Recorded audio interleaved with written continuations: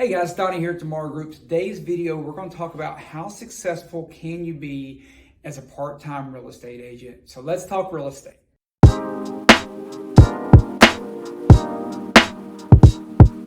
Hey guys, Donnie here at Tomorrow Group, and this subject comes up a lot, and it's actually kind of near and dear to my heart.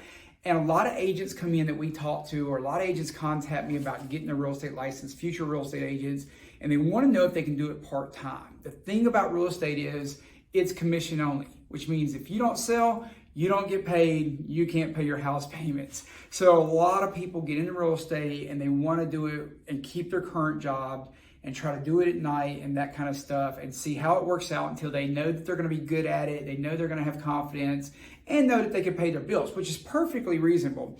And by the way, this topic is near and dear to me a little bit because guess what? I did it this way. I started off with another job as well. When I started my business, I actually had an initial goal of never being a full-time real estate agent, but simply being a part-time real estate agent. And I needed to make $1,500 a month. That was all I needed. I asked my first broker, can I make $1,500 a month part-time? And he said, absolutely.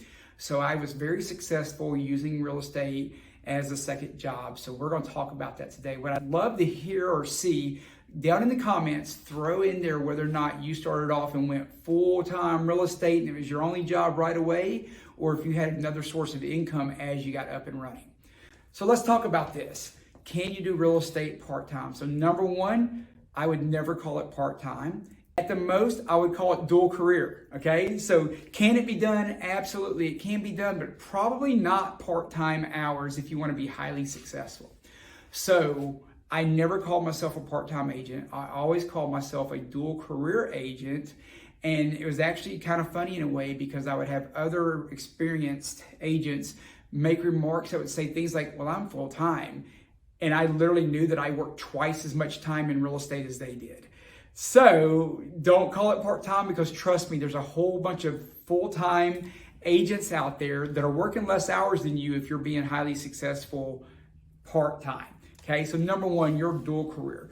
Number two, I started off part-time, my first dual career, my first full year in real estate, my first full 12 months, I sold 35 houses as a dual career agent. I've got someone right now local that's got a team in my brokerage. He sold 46 houses dual career his first year as an agent. And by the way, both of us made significantly more money than we did at our full-time or other job that we had at that time. So number one, you absolutely positively can be very successful in real estate as a dual career agent. I know multiple dual career agents right now that are successful.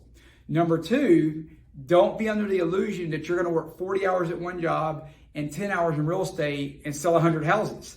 This is where I think people run into issues, and I don't really know what their plan is. So we run into people who get their real estate license and they say, I can work around this other job and then I'm going to sell real estate too, and then eventually I'm going to make more money in real estate and I'm going to quit the other job. That's awesome.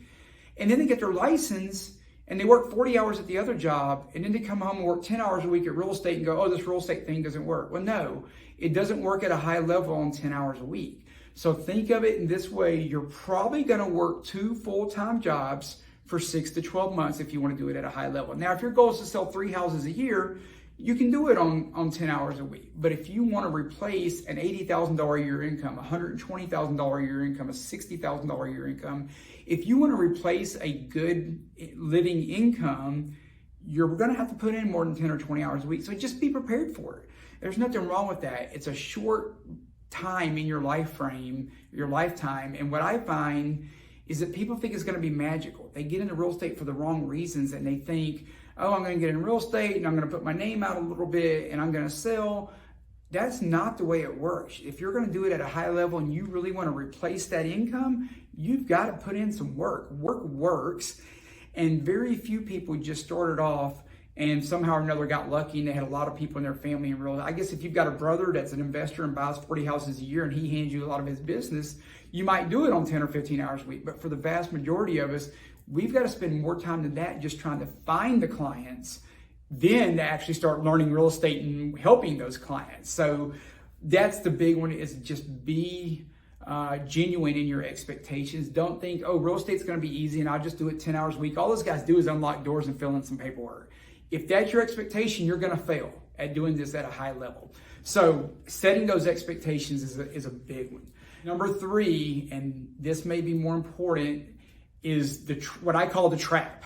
And the trap is you need your other job to pay the bills, and then you need to do more in real estate to get over the hump so you don't need the other job, but you can't quit the other job because you're not paying your bills out of real estate. Y'all get what I'm saying. You're kind of in this catch-22.